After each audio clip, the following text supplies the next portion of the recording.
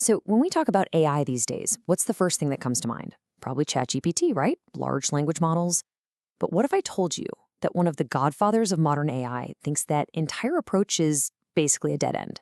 We're going to break down the provocative alternative vision from AI pioneer Jan LeCun and why he thinks the entire industry might be climbing the wrong tree. And this right here is the heart of his entire argument. LeCun is convinced that the path everyone's on, just scaling up these text-based models, is a dead-end street. He believes true intelligence needs something way more fundamental, something that's actually grounded in the real world. Okay, so to really get why he's so critical, we have to give credit where credit is due. We have to acknowledge the incredible, undeniable power of the current kings of the hill, large language models or LLMs. I mean, let's be real, their success is staggering. These systems have totally captured the world's imagination. They're doing things that felt like pure science fiction just a few years back. For all intents and purposes, they are the face of modern AI. But that's exactly where Jan LeCun steps in with a pretty serious reality check. Yeah, he does not mince words. He argues that this belief, this kind of core faith in Silicon Valley, that if we just make LLMs bigger, feed them more data, we'll magically arrive at artificial general intelligence, he thinks it's a total delusion. He sees these massive, fundamental cracks in the very foundation of how they work. All right, so let's dig into these cracks. Why exactly does LeCun think text alone is never, ever going to be enough to build true intelligence? Look at this contrast. It's pretty stark. On one hand, yeah, LLMs are geniuses at shuffling symbols around and spitting back facts they've memorized from their training data. But on the other hand, they have zero, and I mean zero, real grasp of the physical world. They have no common sense. You can ask one, what happens if you push a table? And sure, it might tell you the stuff on it will move too, but it doesn't understand why. It's just repeating a pattern it saw in a book somewhere. Now, this next number, this is the one that really blew my mind. 15,000 hours. LeCun actually did the math. You take all the text we've ever fed into these giant LLMs, we're talking trillions of words, basically the entire internet, and it turns out it only contains about as much raw information as 15,000 hours of video. That's it. And that brings us to this incredible comparison.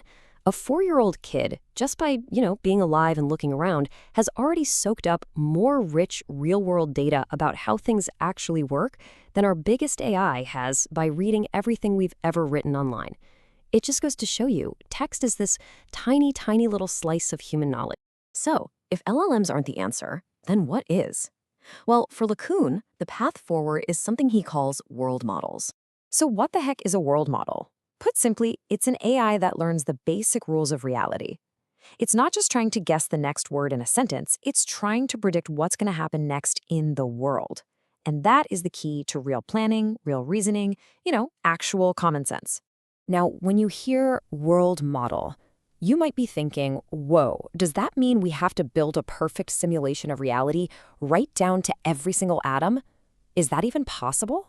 And LeCun's answer is a big, resounding no. He says that's not just impossible, it's completely unnecessary. The world is just too chaotic, too unpredictable. You can't predict the exact flutter of every leaf on a tree. The real secret sauce isn't predicting every tiny detail. It's learning to predict things at a higher, more abstract level and ignoring the stuff that doesn't matter. He uses this awesome analogy from science, right? To predict how a gas is going to behave in a room, you don't simulate every single quantum particle bouncing around. That'd be insane. You just use abstract concepts like pressure and temperature. To understand a conversation, you use psychology, not brain chemistry. Intelligence is all about finding the right level of abstraction to make predictions that are actually useful. Okay, so this sounds great in theory, but how do you actually teach an AI to do this, to learn these abstract ideas about the world? Well, it turns out this isn't some brand new crazy idea that just popped up yesterday. LeCun and his colleagues have been chipping away at this for decades. It started way back in the 90s with things called Siamese networks, basically teaching a computer to tell if two images are similar. Then in the 2000s, you had methods that learned to push similar concepts together and different ones apart in its internal representation. And that all leads to today, with architectures like JPA, which are all about learning to predict in this abstract space. So let's just boil this down. The goal is not for the AI to dream up a perfect pixel-for-pixel movie of the future. No, Instead, it learns its own internal language for describing reality, a set of concepts, and it uses that internal language to guess what might happen next, filtering out all the random, unpredictable junk of the real world. And, LeCun's argument here, it's not just some technical debate for researchers. It's really a critique of the whole direction the entire AI industry is heading. He points out this really fascinating thing happening in Silicon Valley. The competition is so insane that nobody wants to be the one to try something radically different and risk falling behind. And what does that create?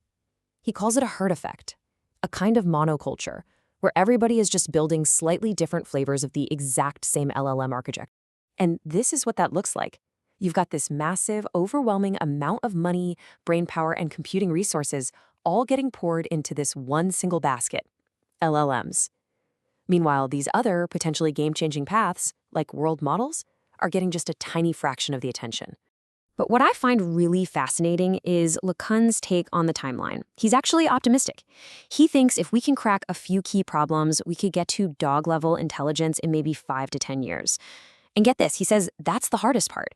He believes getting to an animal's basic understanding of the physical world is a much, much bigger leap than just tacking language on top of it later on. Okay, so last but not least, this whole different way of thinking has huge implications for AI safety, and really for what we want AI to be in the first place. With LLMs, safety often feels like a patch you add on later. You fine-tune it, you tell it don't say bad things, but it can still be jailbroken if you're clever enough with your prompts. LeCun's approach is totally different. He calls it objective-driven AI. Here, safety's baked in from the very beginning. You give the AI a goal, but you also give it a set of hard-coded rules it can never break. It's not that it won't violate them, it literally can't. And this really gets to the heart of his mission. He's not trying to build some rival consciousness to replace humanity. His whole goal is to build tools that help us, that amplify our intelligence, and make all of us better and smarter. So at the end of the day, as we're all in this crazy race to build smarter and smarter machines, LeCun is forcing us to stop and ask a much deeper question.